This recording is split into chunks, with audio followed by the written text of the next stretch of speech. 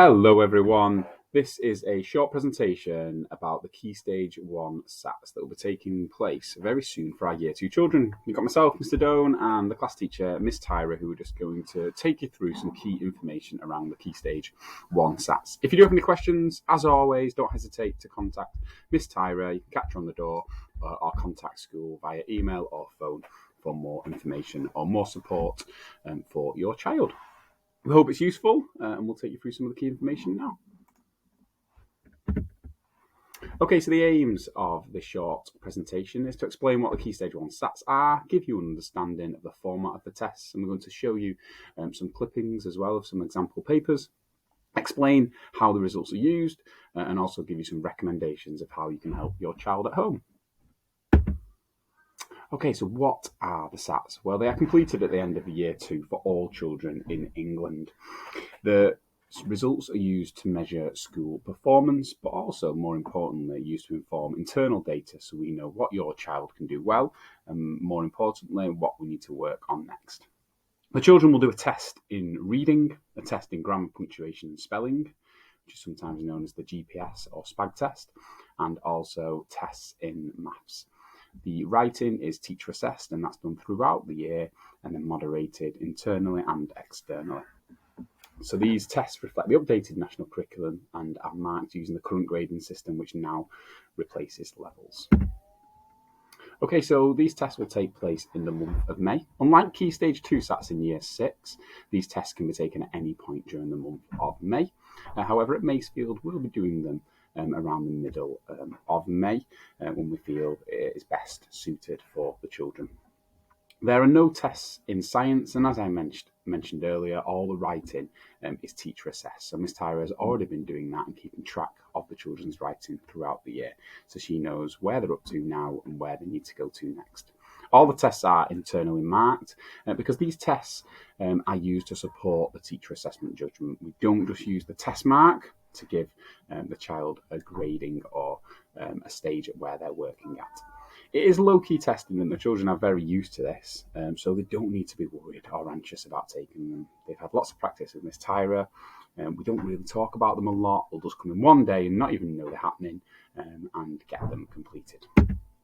Okay, I'm going to pass over to Miss Tyra now, who's going to talk through the different tests the children will be doing. So there are two reading papers, consists of a reading prompt and an answer booklet. The first reading paper 1 will take approximately 30 minutes, and the reading paper 2 will be a little bit longer and takes around 40 minutes. There will be 2 math papers, one of which will be an arithmetic test, and the second paper will be a reasoning test, which will take around 30 minutes. The SPAG paper, there will be 2, so there'll be one for spellings, which the children will complete 20 spellings, and paper 2 will be a combined question and answer booklet focusing on pupils' knowledge of grammar, punctuation and vocab. This will take around 20 minutes.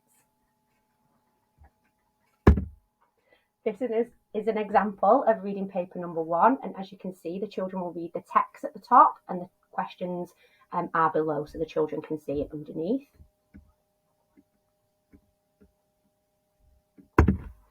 And this is an example of a reading paper number 2, and you can see that the text is a little bit longer and the booklet is separate to the text.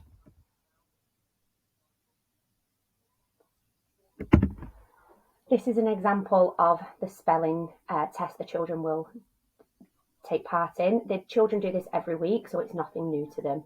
I will read the text aloud, I will read the word aloud and the sentence aloud, and the children will fill in the gap.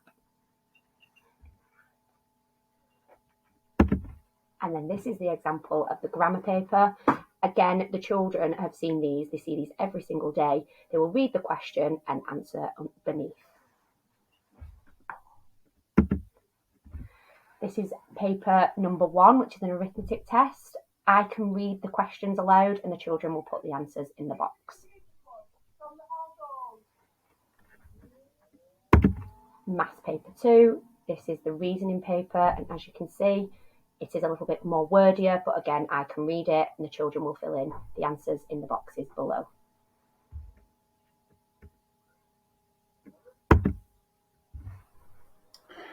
So Key Stage 1 SAT tests are just one part of evidence to put towards the whole teacher assessment. We use children's books, we use the teacher's knowledge and formative assessment throughout the year to support our understanding of the grading the child will get.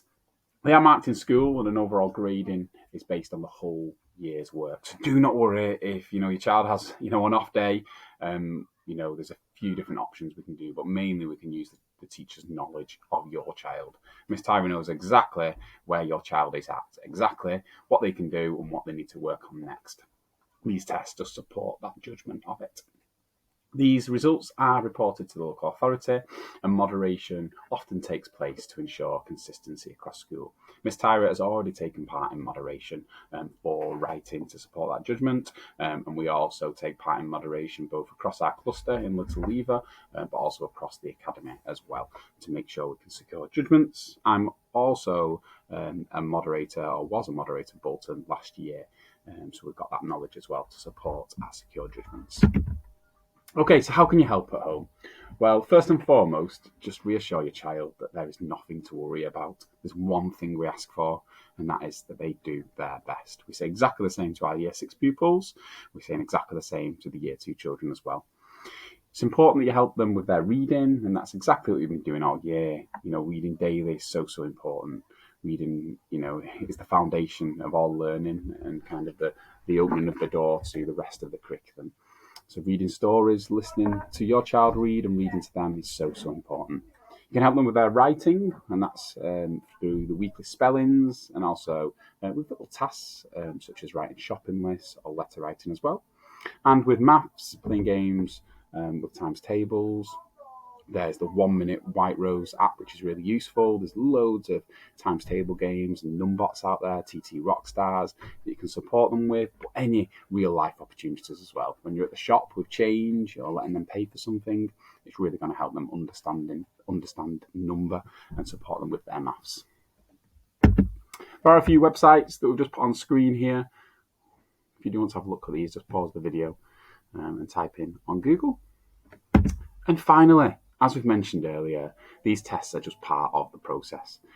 They will, the data we use will challenge or confirm our overall teacher assessment. There's one thing we ask of your child, and that is just to do their best. Thank you very much for reading and watching. If you do have any questions, don't hesitate to come and speak to one of us at school or contact Miss Ty.